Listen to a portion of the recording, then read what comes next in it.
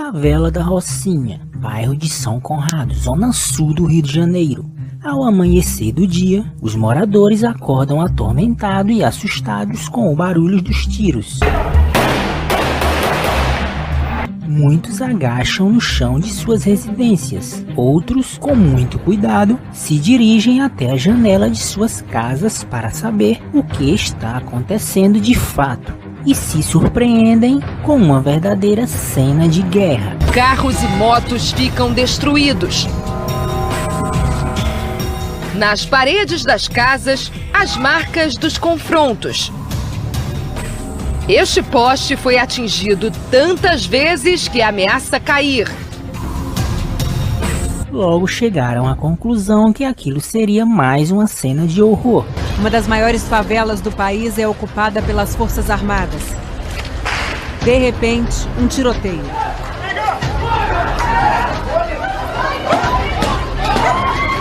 As pessoas correm e tentam se proteger. Foi assim a semana toda. Talvez uma guerra interna dentro da própria comunidade ou uma possível tentativa de invasão de grupos rivais.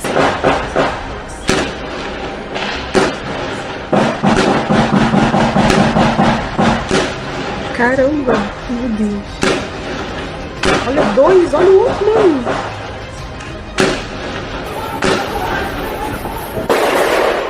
Não acredito nisso. Ele roubou um morador, mano. Ai, meu Deus. Tira ele. Calma, minha filha. Pelo amor de Deus. Vai com ela pro quarto, vai pro quarto. Cenas como estas não são raras de se ver. De tempos em tempo, moradores daquela região se deparam com confrontos entre criminosos. A favela da Rocinha surgiu em 1927. O nome Rocinha vem de uma fazendinha conhecida como Roça, que ocupava o local na década de 20. Por muito tempo, foi considerada a maior favela da América Latina, perdendo esse posto para as duas comunidades localizadas em Ceilândia, Distrito Federal, Pôr do Sol e Sol Nascente. De acordo com o censo de 2010 do Instituto Brasileiro de Geografia IBGE, as duas ocupações juntas possuem quase 200.900 moradores. A população, que era de 56, de acordo com o censo anterior, cresceu absurdamente. Como a maioria das comunidades brasileiras carentes, essas não são diferentes, pois não contam com sistema de saneamento básico, além de ter outros problemas de infraestrutura. Moradores e líderes comunitários acreditam que a quantidade de pessoas nas duas ocupações pode ser muito maior do que consta no último censo. Voltando a falar da Rocinha, ela se encontra na zona sul do Rio e conta com uma população de mais de 120 mil habitantes de acordo com o censo do IBGE. Tem quem defenda a ideia de que a Rocinha não faça parte de São Conrado, pois São Conrado só virou um bairro de fato em 1993. A comunidade teve origem na invasão de chácaras da antiga fazenda Quebra-Cangalha, grande produtora de café na época. A proximidade com as residências de classe média alta sempre marcaram um profundo contraste urbano na paisagem da região, sendo reconhecida e constantemente citada como símbolo de desigualdade social no Brasil. O processo de ocupação se iniciou em 1940, porém foi em 1950 que houve um aumento de imigração de nordestinos, mas em 1960 e 1970, com a abertura dos túneis Rebouças e Dois Irmãos, houve um aumento significativo de ofertas de empregos naquela região. Com isso, o crescimento desenfreado e sem infraestrutura foi acontecendo a passos largos. Conforme o tempo foi passando, certas áreas da Rocinha acabaram se desenvolvendo, porém outras partes da favela parece que ainda lembram os anos 70. A precária presença do poder público possibilitou o fortalecimento do crime organizado. Por ser uma comunidade conhecida como lucrativa para os traficantes, ela é constantemente alvo de disputas entre quadrilhas rivais e principalmente conflitos internos entre os próprios criminosos, tudo em busca do domínio completo de toda a favela. Em 2012, a Rocinha passou a receber a UPP, Unidade de Polícia Pacificadora. Desde que grupos criminosos começaram a atuar na comunidade, houve uma grande rotatividade de líderes do tráfico, cada qual com seus próprios modus operantes. Dos diversos bandidos, um tomou as páginas policiais, o Rogério Avelino da Silva, conhecido como RG, ou Rogério 157. O Rogério 157, atual chefe do tráfico na Rocinha. Existe uma grande diferença entre o chefe da comunidade e o frente da comunidade. Nas gírias dos envolvidos com o crime, o chefe da comunidade ou da favela geralmente é o verdadeiro dono, ou seja, aquele indivíduo que controla, dá as ordens e a última palavra sobre como o grupo criminoso atuante ali deve agir. Esse indivíduo pode ter chegado a ser chefe através de indicação da própria cúpula da facção que ele pertence, herdando a comunidade de algum parente próximo que antes de morrer já tinha prometido o controle do local, através de invasão com seu grupo rival que acabou invadindo e controlando a favela e principalmente através do chamado golpe, ou seja, uma possível traição de algum bandido descontente que provocou uma guerra interna com aliados da própria favela e com isso se tornou o chefão. Muitos destes chefões, quando não são mortos pela polícia ou vítima de traição dos próprios companheiros, acabam presos e condenados a muitos anos de prisão pelas autoridades. Com isso, é necessário colocar um frente, ou seja, alguém que seja da confiança do chefe, com aval, é claro, da própria facção, para assim controlar temporariamente a favela durante a ausência do verdadeiro chefe, ou seja, do verdadeiro dono. Às vezes o chefão escolhe apenas um frente, mas há casos também em que são escolhidos mais de um frente. Esse frente deve obedecer às ordens do verdadeiro dono, que muitas vezes se encontra preso ou longe da comunidade para resolver questões ligadas ao crime ou fugir das autoridades. Para ser escolhido como frente, é necessário ser da alta confiança do dono, ser conhecido e respeitado pela facção que ele pertence, ter experiência em administrar os negócios ilegais do tráfico, saber gerir pessoas, não agir por impulso, ter senso de liderança e capacidade de resolver possíveis problemas e contratempos e, principalmente, ser respeitado pelos moradores. O verdadeiro dono da comunidade não poderá errar na escolha do seu substituto temporário, pois caso contrário, ele poderá sofrer um duro golpe e acabar perdendo tudo. A Rocinha sempre foi conhecida por sucessivos golpes.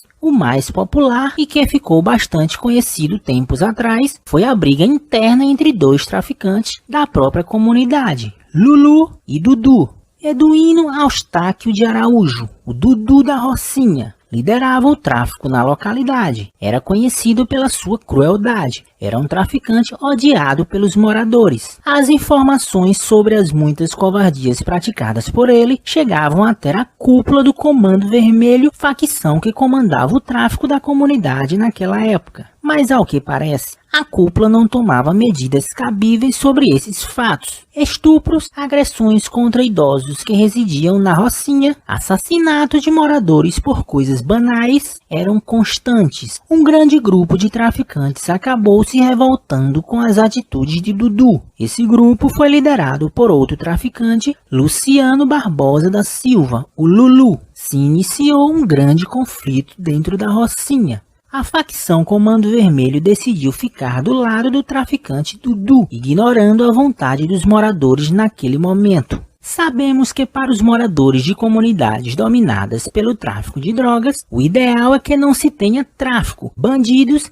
e nem crimes. Entretanto, para a realidade em que eles vivem, para assim eles terem uma vida um pouco mais tranquila, o ideal é torcer para que o bandido menos cruel controle a comunidade. Por isso, o traficante Lulu era o favorito de muitos moradores. Os dois grupos criminosos se confrontaram por vários dias dentro daquela que era considerada a maior favela da América Latina. A guerra chamou a atenção da mídia rapidamente. Todos os jornais passaram a noticiar os conflitos na Rocinha. O traficante Lulu, deixado de lado pela sua antiga facção, Comando Vermelho, procurou apoio com membros de outra facção, a facção ADA. mais especificamente traficantes oriundos do Morro do São Carlos, centro do Rio de Janeiro. Ao final desse conflito interno, o grupo liderado por Lulu, com o apoio da facção ADA do Morro do São Carlos, prevaleceu perante o grupo do traficante Dudu,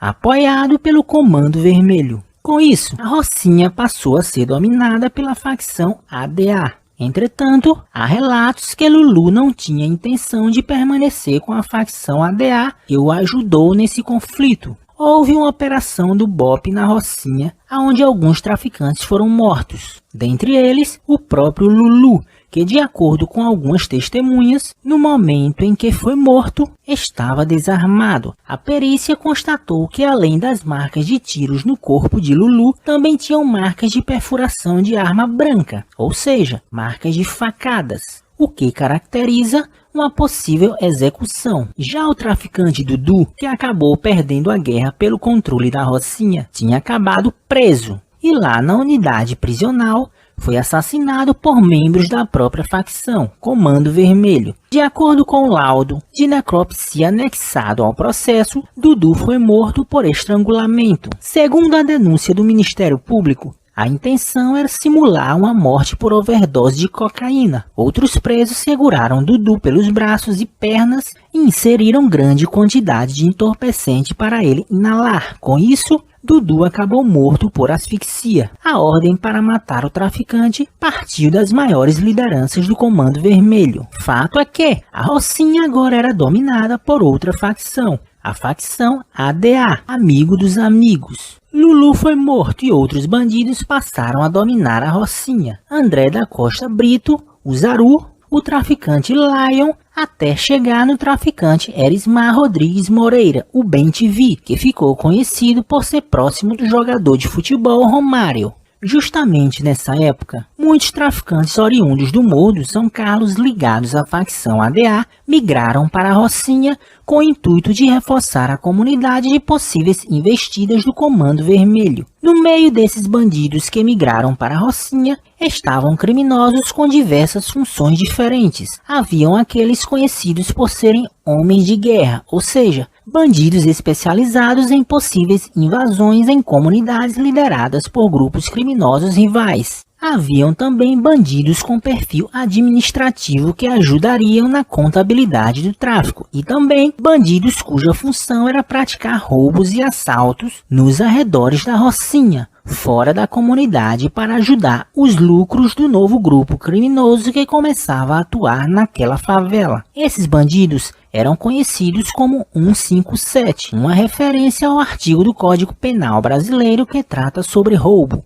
Dentre esses traficantes, um se destacava mais, o Rogério Avelino Silva, o Rogério 157. Nascido em Governador Valadares, Minas Gerais, ganhou o apelido ainda muito novo por praticar roubos. Migrou para o Rio de Janeiro com a família, foi residir por um tempo no Morro do São Carlos. Lá ele acabou evoluindo nas práticas criminosas, principalmente nos roubos. O tráfico na Rocinha começou a autorizar roubo nos arredores do bairro de São Conrado. O famoso Pedro Dom liderava um grupo de ladrões especializados em roubos e furtos de apartamentos de luxo no Rio de Janeiro. Pedro Machado Lomba Neto, o Pedro Dom, vendia muito dos produtos dos roubos para os traficantes da Rocinha. Pedro Dom foi morto numa troca de tiros com policiais do 22º Departamento de Polícia da Penha. O laudo do IML mostrou que Pedro Dom tinha levado 5 tiros. Policiais montaram um cerco na saída do túnel Rebouças. Dom estava na garupa de uma moto que furou o bloqueio. Houve uma perseguição, mas no final Pedro Dom acabou morto. De acordo com as autoridades, a intenção dele era se refugiar na favela da Rocinha. Conforme o tempo foi passando, vários traficantes foram assumindo o controle da Rocinha até chegar a vez de Antônio Bonfim Lopes, o NEM da Rocinha. Rogério, um dos muitos bandidos que foram para a Rocinha nessa leva de criminosos para praticar roubos, já estava residindo na localidade. Era conhecido por ser um bandido que se relacionava com muitas mulheres da Rocinha. Dizem que quando o traficante NEM queria dar seus pulos de cerca, o Rogério era quem o ajudava, indicando e apresentando mulheres de muita boa aparência para o NEM. se tornou segurança pessoal de NEM. Aos poucos, Rogério foi ganhando cada vez mais espaço entre os traficantes, mas ainda era reconhecido apenas como um ladrão e não como um traficante. Rogério integrou o grupo armado que invadiu o Hotel Intercontinental em São Conrado em agosto de 2010, depois de um confronto com policiais. Comparsas de NEM foram surpreendidos pela polícia na saída de um baile funk. Na troca de tiros, uma mulher morreu e os bandidos invadiram um luxuoso hotel de São Conrado, na zona sul do Rio. Fizeram 35 reféns, mas por ordem do chefe, acabaram se entregando. No grupo estavam os 2 bandidos mais próximos de NEM, Ítalo Jesus Campos, o Perninha, e Rogério Avelino, segurança pessoal de NEM. Entre os criminosos que andavam livremente pela Rocinha na época, está Ítalo Jesus Campos, o Perninha, que já está morto. Ele era um dos homens de confiança do traficante Antônio Bonfim Lopes, o NEM da Rocinha, e morreu no mês passado a mando de Rogério Avelino dos Santos, o Rogério 157. Rogério foi preso em flagrante no dia da invasão aqui ao hotel. Ele ficou preso de 2010 a 2012, até que foi solto por um habeas corpus concedido pela Justiça. Enquanto ele estava solto, foi julgado, condenado e passou a ser considerado foragido. Como foragido, ele continuou cometendo crimes. Todos os outros envolvidos na invasão também terminaram soltos. Mas ainda antes do traficante NEM ser preso, Rogério começou a ter a responsabilidade de comandar algumas bocas de fumo. Desenvolveu a prática de comandar e administrar o dinheiro ilícito do tráfico. Todos, inclusive o próprio NEM, viam o empenho e os excelentes resultados que Rogério alcançava a cada dia. Quando o NEM foi preso, Rogério persuadiu e se esforçou muito por uma chance de comandar as coisas enquanto o NEM estivesse preso. Todos sabiam que o traficante NEM não sairia tão cedo. Mesmo assim, era necessário que alguém da confiança do NEM ficasse de frente na Rocinha e liderasse o tráfico. Liderar o tráfico de uma comunidade como a Rocinha não é tarefa fácil, pois a Rocinha sempre teve um histórico de perdas e prejuízos nos rendimentos financeiros do tráfico. Ao mesmo tempo que era uma das favelas que mais faturava. Os conflitos internos por poder e a falta de habilidades de muitos chefões em lidar com tanto dinheiro acabava fazendo com que a Rocinha não faturasse como todos esperavam. Ainda assim, ela faturava mensalmente valores muito altos apenas com o tráfico de drogas. O martelo foi batido. Finalmente, o Rogério, conhecido como Rogério 157, teria sua chance e sua oportunidade de gerir o tráfico na Rocinha. Agora, Rogério não seria apenas reconhecido apenas como um ladrão, mas sim como um traficante de drogas. Ou melhor, o frente de uma das maiores favelas do Rio de Janeiro. Mas ele tinha que saber que o verdadeiro dono da Rocinha era o NEM. Rogério Avelino, conhecido agora como Rogério 157, assumiu o controle do tráfico na Rocinha. E NEM passou a cumprir pena na penitenciária federal em Porto Velho. O ideal seria que o dono fizesse uma espécie de rotatividade de frentes, ou seja, seria escolhido um frente temporário enquanto o dono não estivesse, mas com um tempo e prazo determinado, o frente seria escolhido apenas durante 6 meses. Depois outro frente seria escolhido e assim sucessivamente. No caso da Rocinha, como a comunidade é muito grande, poderia ser escolhido mais de um frente. Após um prazo de alguns meses, esses frentes seriam substituídos por outros. Assim, muitos iriam ter a oportunidade de serem frentes. Seria uma maneira de lembrá-los que eles são apenas frentes e não donos. Quando o dono deixa alguém muito tempo no cargo de frente, esse frente acaba pensando que poderia ser dono e se apegando ao cargo, e se por acaso o verdadeiro dono quiser removê-lo do poder, aí já seria tarde demais. O traficante NEM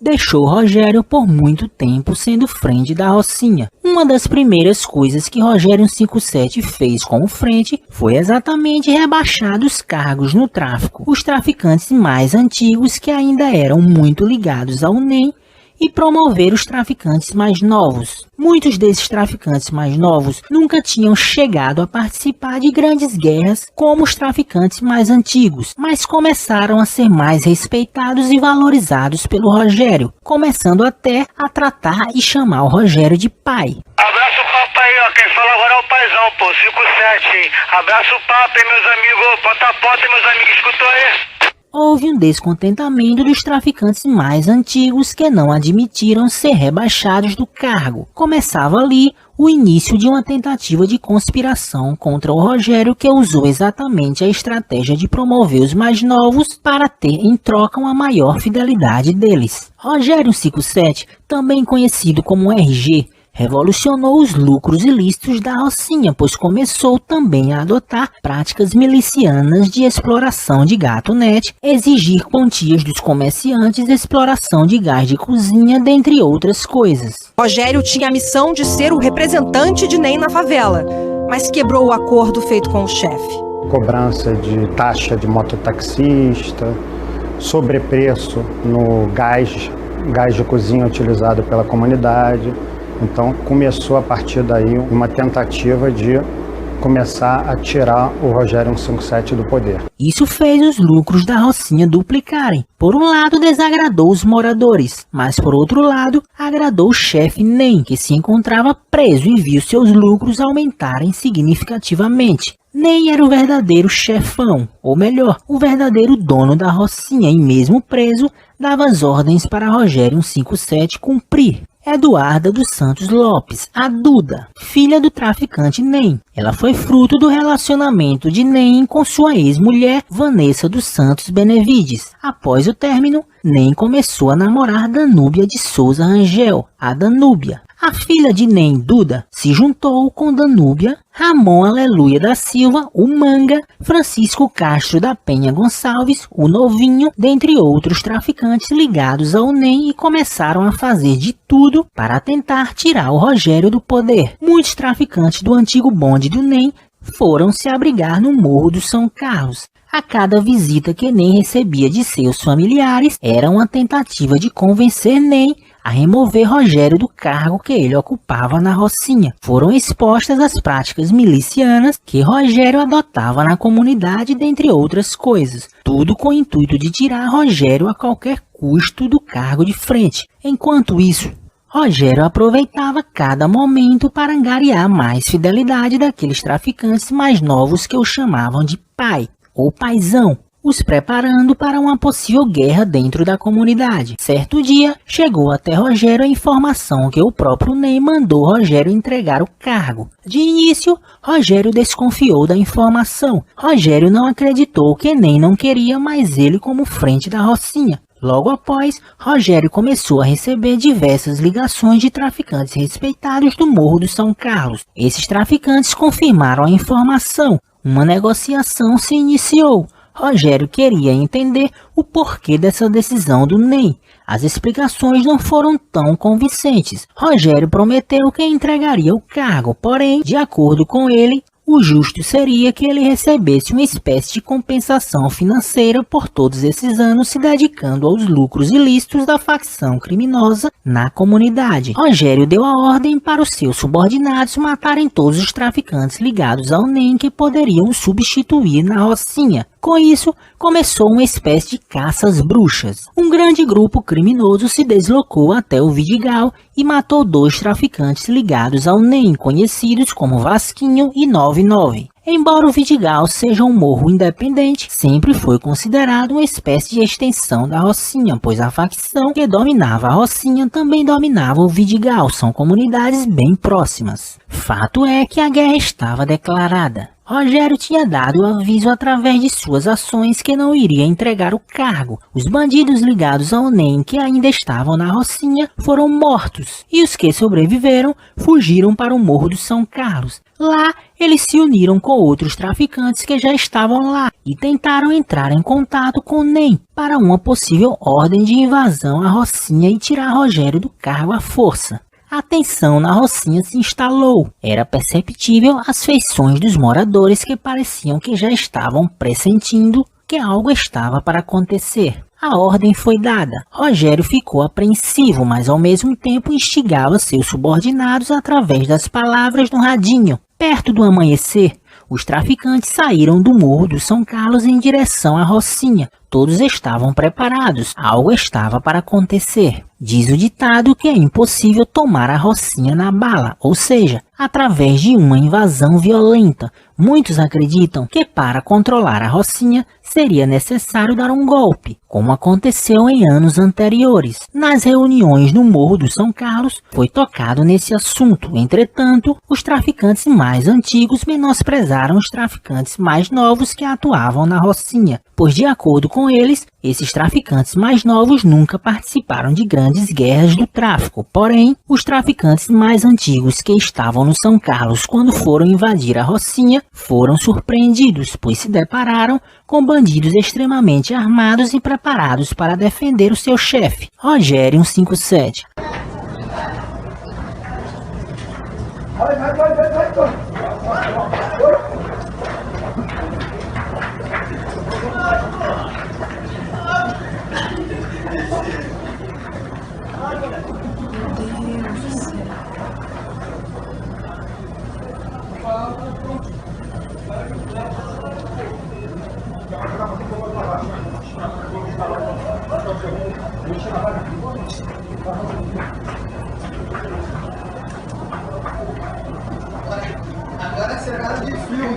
Olha, apontou de novo, hein? Apontou de novo. Apontou de novo, hein? Estou mirando pra cá, estou mirando pra cá. Cuidado aí, Fabiano. Estou mirando pra cá, hein? Estão armados de que lá? Dá pra ver a arma? É, cano curto, pistola.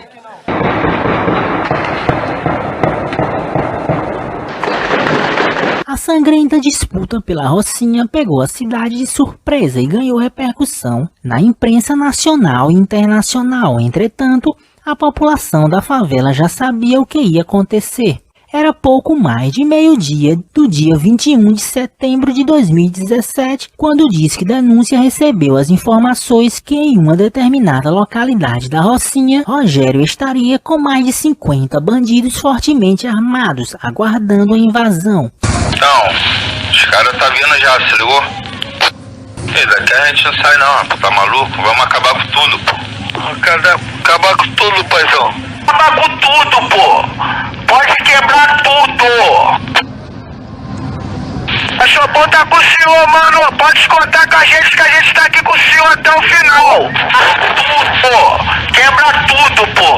Deixa sem cara. De acordo com as denúncias, os traficantes alertaram os moradores para estocarem alimentos e água em suas casas, pois seriam várias semanas de guerra e confrontos. Há 2 dias da Sexta-feira Santa de 2004, pessoas começaram a ligar para o Disque Denúncia, alertando que aconteceria uma grande guerra na Rocinha. E foi justamente o que aconteceu. Em 2017, a história se repetiu novamente. Nem não conseguiu retomar o controle da Rocinha. Rogério de frente se tornou dono. As autoridades estavam o procurando. Enquanto isso, Rogério 157 negociava sua entrada em outra facção, o TCP, Terceiro Comando Puro. Bagulho agora é Bangu 6 e outra. O Nene é mais dono de nada não, é nosso patrão, mas não é nosso amigo. Porque ele mandou dar tiro na gente. Cara como? Mandou dar tiro na gente, pô. Então ele não é mais nosso amigo e não é mais nosso patrão, pô. Papo é reto. Patrão agora é o 57, pô. Quem for contra vai entrar na bala. Você não vai entrar... Bagulho agora é TCP, irmão. A DA deu tiro na gente, a bala no ADA, pô. Porém, não foi aceito. O Comando Vermelho esperava há anos a oportunidade de retomar o controle da Rocinha. Com isso, Rogério acabou indo para o Comando Vermelho. E após 13 anos, a Rocinha voltava para as mãos do Comando Vermelho. Chegou o toque aqui que vai começar a subir os caras. Falou que o Rogério falou que como, precisa atravessar com arma não. Que ele tá com mais de 200 fuzil intocados. Chegar lá ele vai armar geral, mano. O amigo tava passando a visão aqui que tá preso, mano. Falou que precisa levar arma não, parceiro. Pode subir tranquilo. Até porque não tem como ele fazer ajudaria com ninguém, que já chegou um leva lá dele, do bonde dele, que tá tudo com os caras. No Comando Vermelho, os caras tudo abraçou. Falou que chegar lá ele vai armar geral, parceiro, tá ligado? É verídico, mano. Os amigos já passou a visão, já circulou aqui geral, já falou pra abraçar os caras como? É nós agora, Rocinha, vermelhou pra abraçar os caras, entendeu? Que agora os caras tá com nós. 2 meses depois, as autoridades conseguiram prender Rogério na favela do Arará, zona portuária do Rio. Mas e você? Acha que é possível tomar a favela da Rocinha na bala ou somente no golpe?